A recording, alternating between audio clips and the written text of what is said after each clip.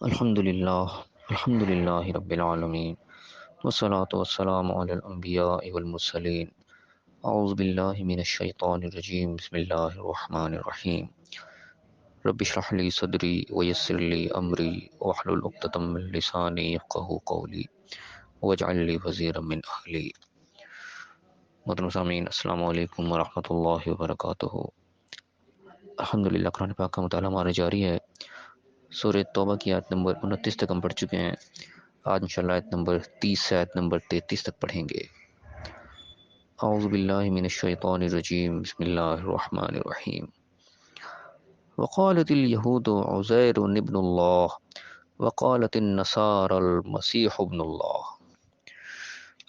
اور یہودی کہتے ہیں کہ عزیر اللہ کے بیٹے ہیں، اور عیسائی کہتے ہیں کہ مسیح اللہ کے بیٹے ہیں علیہ السلام۔ یہاں پہ یہودیوں اور عیسائیوں کا ایک قول اللہ تعالیٰ نے نقل کیا کہ یہودی نے بھی ایک بات کہی کہ عزیر علیہ السلام جو ہے وہ اللہ کے بیٹے ہیں، انہوں نے اللہ کو ابن اللہ کہا، اور عیسائیوں نے بھی، نصارہ نے بھی مسیح علیہ السلام کو ابن اللہ کہا۔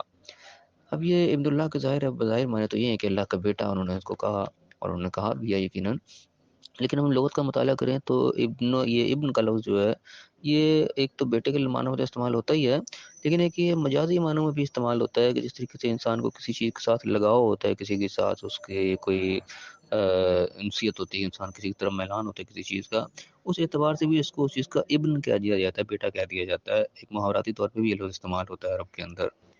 جس طریقے سے آپ لغت کھولیں گے تو آپ کو مثالیں ملیں گی کہ جو شخص جنگ کا بڑا عادی ہوتا ہے، جنگجو جس کو کہتے ہیں نا، اس کے لگاؤ جنگ کے ساتھ ہی ہوتا ہے، اس کو ابن الحرب کہہ دیا جاتا ہے۔ حرب جنگ کو کہا جاتا ہے تو ابن الحرب کو اس کو کہہ دیتے ہیں جو جنگجو ہوتا ہے، لگاؤ جنگ کی طرف ہی ہو۔ اسی طریقے سے جو مسافر ہوتا ہے، ایک راستے کے ساتھ ہی اس کا لگاؤ، بس چلتے رہنا، پھرتے رہنا، سفر کرتے رہنا ہی اس کا شغل ہو، اس کو ابن السبیل کہہ دیا جاتا ہے، ایک راستے کا بیٹا۔ اس طریقے سے چور کو جو ہے محاوراتی طور پر ابن اللیل کہہ دیا جاتا ہے، رات کا بیٹا، اس نے رات کو ہی باہر نکلنا ہے، بس جب بھی نکلنا رات کے وقت اس نے نکلنا ہے، رات کے ساتھ ہی اس کا لگاؤ ہے سارا، اس لحاظ سے اس کو ابن اللیل کہہ دیا جاتا ہے۔ یہ الفاظ آپ کو لغت کے اندر ملیں گے، یعنی کہ ابن کا استعمال وہاں پہ اس طریقے سے بھی ہوتا ہے۔ تو ہو سکتا ہے یعنی جنہوں نے شروع میں اس چیز کا استعمال کیا ہو کہ عزیر علیہ السلام کو انہوں نے اللہ کا ابن کہا، یا مسیح علیہ السلام کو انہوں نے اللہ کا ابن کہہ دیا، بیٹا کہہ دیا، ہو سکتا ہے انہوں نے اس معنی میں ان کو لیا ہو کہ عزیر علیہ السلام کو سارا لگاؤ ظاہر اللہ کے ساتھ تھا، یا مسیح علیہ السلام کا، عیسیٰ علیہ السلام کا سارا لگاؤ ہی ان کا اللہ تعالیٰ کے ساتھ، ظاہر اللہ کے نبی تو ان کا لگاؤ تو اللہ کے ساتھ ہونا ہی ہونا تھا، تو انہوں نے ان معنوں میں ان کو اللہ کا ابن کہہ دیا کہ ان کا لگاؤ تو اللہ کے ساتھ ہی، تو یہ ابن اللہ ہے۔ تو کوئی بعید نہیں ہے کہ شروع میں یہ عقیدہ انہوں نے اپنے اندر گھڑا ہو، اس عقیدے کے تحت انہوں نے ان کو اللہ کا ابن کہہ دیا، لیکن وقت کے ساتھ جیسے جیسے وقت گزرا، بعد والے لوگوں نے اس کا معنی نہیں صحیح سمجھا کہ پہلے لوگوں نے ابن اللہ کس طریقے سے کہا ان کو، انہوں نے ان کو اور معنی میں لے لیا، انہوں نے اللہ کا بیٹا ہی اس کو قرار دے دیا پکڑ کے انبیاء علیہ السلام کو۔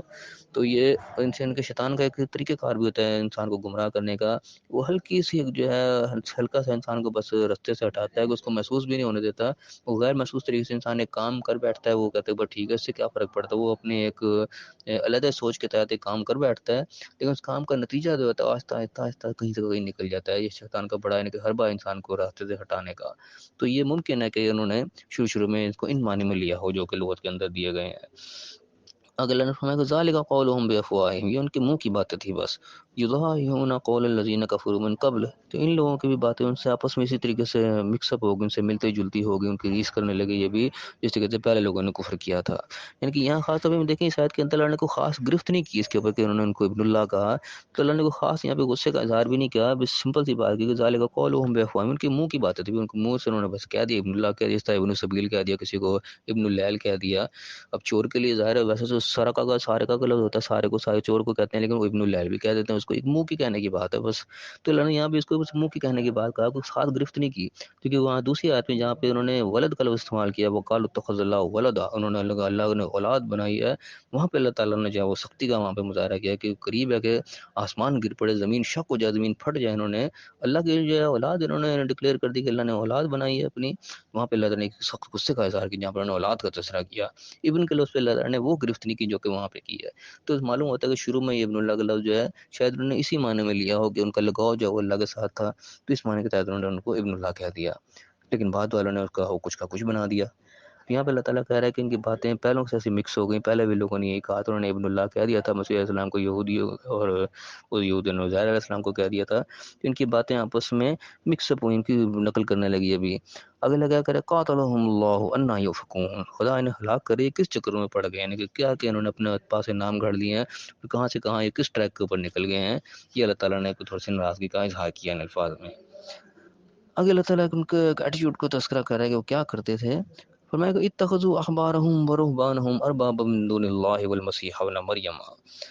انہوں نے اپنے علماء اور مشائخ جو ان کے بڑے بڑے تھے ان کو بھی رب بنا لیا تھا اللہ کو چھوڑ کر، اور مسیح ابن مریم کو چھوڑ کے. ابھی مسیح ابن مریم کا لفظ دونوں جگہ استعمال ہو سکتا کہ انہوں نے اللہ کو چھوڑ کے، اللہ کے نبی کو چھوڑ کے وہ اپنے علماء مشائخ کے پیچھے، گویا کہ جیسے کہ اپنے پیر بزرگوں کے پیچھے وہ لگ گئے، اللہ کو چھوڑ دیا، اللہ کے نبی کو چھوڑ دیا. اب یہ ایک معنی اس کا یہ بھی ہو سکتا ہے. دوسرا بھی ہو سکتا ہے کہ انہوں نے اپنے علماء مشائخ کو اور مسیح ابن مریم کو جو ہے انہوں نے ان کو رب بنا لیا اللہ کو چھوڑ کے. رب بنا لینے کیا معنی، یعنی کہ رب کا لفظ ارباب یہاں پہ جمع کا صیغہ آیا ہے. رب اصل میں کہتے ہیں یعنی کہ مالک کو، اونر کو، ٹھیک ہے نا، آقا کے معنوں میں بھی استعمال ہوتا ہے. اور خود کو یعنی کہ ان کا غلام بنا لیا، ان کو اپنا آقا مان لیا، گویا کہ ان کے حکموں کے پابند ہو گئے کہ بس ٹھیک ہے جو آپ نے کہا ہم نے تو وہی ماننا ہے. یہ نہیں دیکھا کہ اللہ کا کیا حکم ہے یا اللہ کے پیغمبر نے کیا حکم دیا ہے. بس جو انہوں نے اپنا بزرگ پکڑ لیا ہے کہ علماء مشائخ جو انہوں نے بس یہ میرے مولوی نے کہہ دیا بس میں نے تو یہی کرنا ہے، جس سے کہ آج کل ہمارا حال ہے. عام آدمی جو ہے وہ تحقیق نہیں کرتا، بس وہ اپنے پیر کے پیچھے لگ گیا، اپنے بزرگ کے، اپنے مولوی کے پیچھے لگ گیا. اس نے جو کہہ دینا ہے بس اس نے وہی ماننا. اس نے نہیں دیکھنا ہے کہ بات جو کہہ رہا ہے کہ بات کہنے کے لائق ہے بھی کہ نہیں، اللہ کو حکم اس کے مطابق ہے بھی کہ نہیں. اس نے کوئی تحقیق نہیں کرنی، اس نے آنکھیں بند کر کے جب اس کی تقلید شروع کر دینی ہے. یہ اس قسم کا فالٹ اللہ تعالیٰ یہاں پہ بنا رہا ہے، ان لوگوں کا بتا رہا ہے کہ انہوں نے بھی اس طرح اپنے علماء اور مشائخ کو رب بنا رکھا تھا. بس ان کے پیچھے وہ چل رہے تھے اللہ کی طرف، بس وہ رب ہے، ان کا مالک ہے جی، ان کا آقا جو کہہ دیا بس ہم نے تو وہی کرنا ہے. یہ اللہ تعالیٰ کے فالٹ کے طور پہ تذکرہ کر رہے ہیں. یہاں پہ ان کا ایک فالٹ تھا، ایک ان کی کمزوری تھی، ان کا ایک نقص تھا. کیا سنا کہ وما امیرو، حالانکہ ان کو کیا حکم دیا گیا تھا، وما امیرو کچھ ان کو حکم نہیں دیا گیا تھا الا مگر یہ ہے کہ لیعبدوا الہ واحد، کہ عبادت کریں اللہ واحد کی. یعنی کہ اللہ کی غلامی کرنے کا ان کو آرڈر تھا کہ جو اللہ حکم دے گا اس کی انہوں نے پابندی کرنی ہے، اس کے حکم کی تعمیل کرنی ہے. حکم تو ان کو یہ تھا لیکن انہوں نے وہ چھوڑ کے اپنے احبار اور رہبان کے پیچھے وہ لگ گئے. فرمایا کہ لا الہ الا ہوا، اس کے سوا کوئی الہ نہیں، اس کے سوا کوئی معبود نہیں، اس کے سوا کوئی ایسی ہستی نہیں ہے جس کہ تم آنکھیں بند کر کے جو ہے بات ماننی شروع کر دو. سبحانہ وما یشرکون، وہ پاک ہے چیز ہے جو تم شرک کر رہے ہو. اس چیز کو اللہ تعالیٰ شرک سے تعبیر کر رہے ہیں کہ اللہ کو چھوڑ کے اوروں کو رب بنا کے بیٹھ گئے، اوروں کے حکم کا تم غلام بن گئے ہو. یہ حق تو اللہ کا تھا، تم نے یہ حق اللہ کو چھوڑ کے کسی اور کو دے دیا. یہ بھی اللہ تعالیٰ شرک سے تعبیر کر رہے ہیں. سبحانہ و پاک ہے وما یشرکون، جو انہوں نے شرک کیا. آگے فرمایا کہ یریدون ان یطفئوا نور اللہ بافواہہم، چاہتے وہ یہ ہیں کہ اللہ کے نور کو، اللہ کی روشنی کو اپنے منہ سے بجھا دیں. یعنی کہ جنہوں نے اللہ کو چھوڑ کے اپنے آپ کو آگے بنا کے بٹھا لے کے اپنے غلام بنا لیے لوگوں کو، اپنے حکم ان کو دینے بیٹھ گئے، وہ کیا چاہ رہے ہیں کہ اللہ کے نور کی روشنی جو اللہ نے احکام دیے ہیں، جو اللہ نے اپنے نور ایک روشنی بھیجی ہے، اس کو اپنے منہ سے بجھاتے، پھونک مار کے بجھا دیں، اپنے حکموں کو جاری کر دیں، اللہ کے حکموں کو پزے پوچھ ڈال دیں، اپنی مرضی کا دین لوگوں کو سکھائیں، اپنی مرضی سے لوگوں کو چلائیں. وہ اس چکر میں لگے ہوئے ہیں. لیکن اللہ کیا کرے، وَيَأْبَى اللَّهُ إِلَّا أَن يُتِمَّ نُورَهُ، اللہ اس چیز سے پیچھے نہیں آ جائے گا مگر کہ اپنے نور کو پورا کر کے ہٹے گا. وَلَوْ كَرِهَ الْكَافِرُونَ، چاہے کافر کو کتنا ہی برا لگے. یعنی اللہ تعالیٰ اس چیز سے بعد نہیں، اللہ تعالیٰ اس سے پیچھے نہیں ہٹے گا، اپنے نور کو مکمل کیے بغیر جو اس نے روشنی نازل کی ہے اس کی تکمیل کر کے چھوڑے گا. تم اپنے منہ سے بجھانے کی کوشش کرتے ہو، تم اللہ کو ہرا نہیں سکتے. اللہ تعالیٰ اس چیز سے پیچھے نہیں ہٹے گا. اگر اللہ نے کیا بات کی، وہی بات جو پچھلے ہم ڈسکس کر رہے تھے کہ هو الذی ارسل رسولہ بالہدی ودین الحق کے، وہی تو ہے جس نے بھیجا اپنے رسول کو ہدایت اور دین حق دے کے. کیا مشن دے کے بھیجا کہ لیظہرہ علی الدین کلہ، تاکہ اس کو تمام ادیان پر جتنے دوسرے قوانین دنیا میں پھر رہے ہیں ان سب پہ اس کو غالب کر دے. جو اللہ نے حق کا قانون دے کے بھیجا، اصل دین دے کے بھیجا، اصل قانون اللہ کا وہ دے کے اس لیے بھیجا کہ اس کو تمام دوسرے جو جھوٹے دین بنائے پھر لوگوں نے اپنے اپنے دین بنا رکھے ہیں ان سب پہ ان کو غالب کر دے. وَلَوْ كَرِهَ الْمُشْرِكُونَ، چاہے مشرکوں کو کتنی کراہیت لگے، کتنا ہی ان کو برا لگے کہ ان کے دین جو ہے آہستہ آہستہ مٹ رہے ہیں، اللہ کا دین جو غالب آ رہا ہے. انہوں نے جو اپنی دکانداریاں چلا رکھی ہیں یا اپنا جو لوگوں کو غلام بنا رکھا ہے، لوگ ان کی غلامی سے نکل نکل کے اللہ کی غلامی میں جا رہے ہیں، تو ظاہر یہ چیز ان کو کراہیت محسوس ہوگی، ان کو برداشت نہیں ہوگی یہ چیز. اللہ کہتا ہے ان کو چاہے جتنی مرضی تکلیف ہو ان کو برداشت ہو نہ ہو، اللہ نے تو یہی کام کرنا ہے، اللہ تعالیٰ نے دین کو بھیجا ہی اس لیے ہے. تو یہاں پر پتہ لگتا ہے اللہ تعالیٰ نے دین کیوں بھیجا ہے. اللہ تعالیٰ نے مقصد بتایا ہے کہ دین نافذ کرنے کے لیے بھیجا گا. دین صرف کتابوں میں لکھ کے رکھنے کے لیے نہیں رکھا گیا، قانون کی کتابوں میں لکھ لکھ کے اور ان کتابوں کو جا کے الماریوں میں رکھ دیا جب کا نفاذ کوئی نہ ہو. اللہ تعالیٰ نے قانون میں قرآن میں دے کے بھیجا ہے، ان کے اوپر پڑھتے رہیں، تلاوت کرتے رہیں، اٹھا اٹھا کے اس کو تجربے میں رکھتے رہیں، اور کوئی نافذ نہ کریں تو اس کا حق ادا نہیں ہوگا. اللہ تعالیٰ صاف الفاظ میں بتایا کہ دین دیا اس لیے ہے کہ اس کو نافذ کیا جائے. تو ہمارا کام یہ ہے کہ اللہ کا دین جو ہم بھیجا ہے، اللہ کا دین ہم سمجھیں، سب سے پہلے اس کو اپنی ذات پہ نافذ کریں، ہم اس چیز کے پابند بنیں سب سے پہلے جو اللہ نے حکم دیے ہیں، اس کے بعد وہ اپنے گھر میں اس کو نافذ کریں، اپنے جو ماتحت ان پہ ان کو نافذ کریں، اور آہستہ آہستہ اس کو اسٹیپ بائی اسٹیپ بڑھاتے بڑھاتے اس کو پورے اپنے ملک میں اور پوری دنیا میں اس کو نافذ کریں۔ یہ اللہ تعالیٰ نے اپنے دین کا ایک مقصد بتا رہے ہیں، یہاں پہ کہ دین بھیجا ہی اس لیے گیا ہے۔ تو اور افسوس ہے کہ ہم اس راستے پر نہیں ہیں، ہم اپنے دین کو اپنے جسم پہ نافذ نہیں کر پاتے، اپنے آپ پہ اپنے گھر میں نافذ نہیں کر پاتے۔ باقی تو ہم نے کیا کرنا ہے، یہ ہماری کمزوریاں ہیں جو ہمیں دور کرنی چاہیے۔ اللہ تعالیٰ سے دعا کہ اللہ تعالیٰ ہمیں اپنے دین کو صحیح سمجھنے کی توفیق عطا فرمائے، اور پھر صحیح عمل کرنے کی توفیق عطا فرمائے، اور صحیح طریقے سے اس کو نافذ کرنے کی توفیق عطا فرمائے جس طریقے سے اللہ تعالیٰ نے نافذ کرنے کا حکم ہمیں دیا ہے۔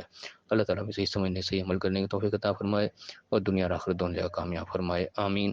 وآخر دعوانا الحمد للہ رب العالمین۔